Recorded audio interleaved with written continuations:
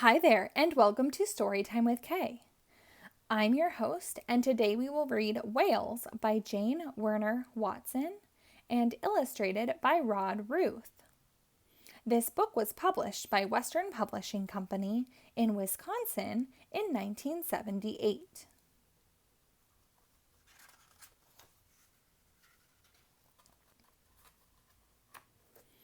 Have you ever seen a fountain spouting out at sea?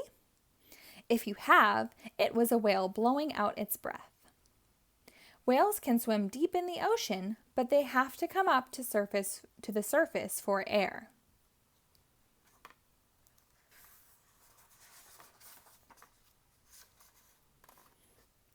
Fish don't have to surface to breathe.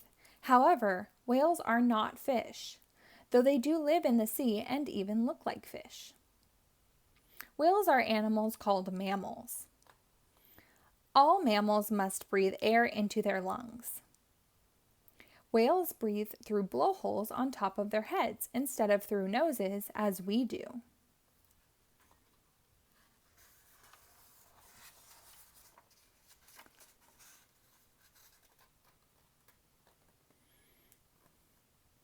Fish lay eggs that hatch into baby fish. But whales, being mammals, give birth to their babies. A baby whale is born tail first, so its tail gets used to moving before its head appears. This is good because a newborn whale has to be able to swim right away. It must swim to the surface to take its first breath of air. Mother whale helps, of course.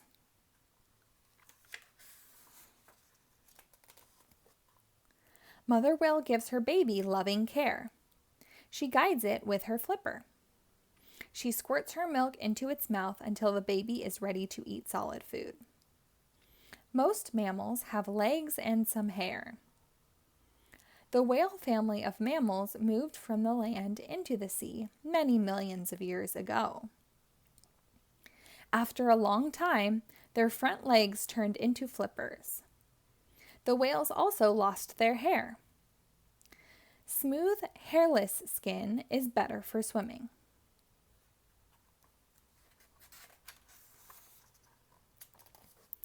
Gradually, whales' bodies became streamlined, with big heads and no necks at all.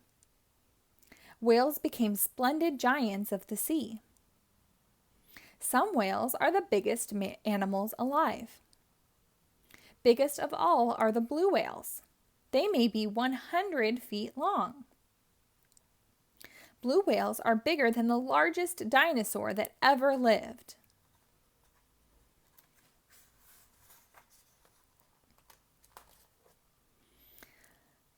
Blues are baleen or mustache whales. These whales wear their mustaches inside their mouths. A whale's mustache is not made of hair. It is made of long, tough strands called whalebone or baleen. The whale swims with its mouth wide open, and seawater flows in. In the seawater are very small plants and animals called plankton. When it has taken in a good lot of water and plankton, the whale closes its mouth. Then it squirts out the water between its lips. But its mustache of baleen traps the plankton inside, and the whale swallows this tasty meal.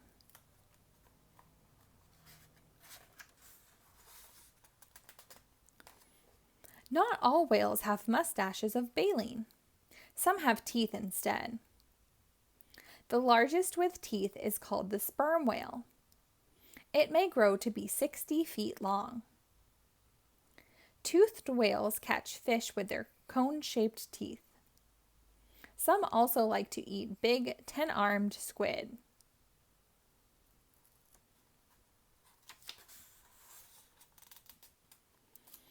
Killer whales are fierce hunters. They even eat walrus and seals. They only hunt when they are hungry, however. Killer whales who are kept in aquariums, where they are fed every day, become very friendly. They can learn to do tricks, and they will even let swimmers ride on their backs. Most whales have gray skin, but a few toothed whales in the far north turn almost white as they grow up. The bottle-nosed whale is yellowish, and the beluga whale's skin is white.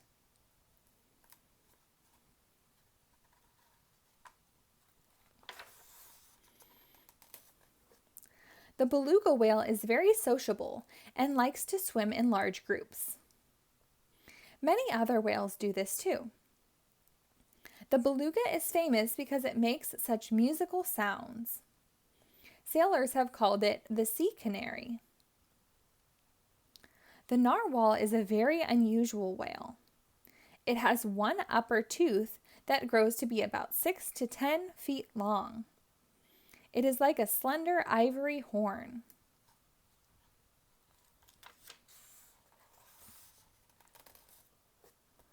Smallest of the whales are the dolphins and the porpoises.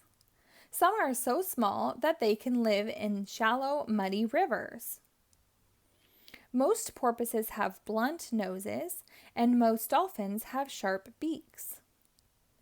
Otherwise, they are very much alike.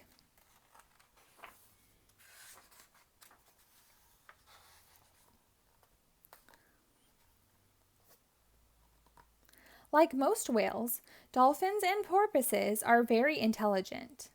They can solve problems. They even have a language of sounds. They like to play games and perform tricks. They like to leap high out of the water as gracefully as dancers. They are good-natured and friendly to people and to one another.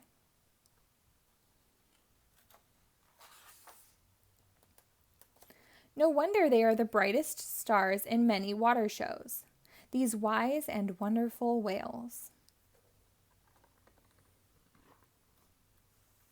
The end.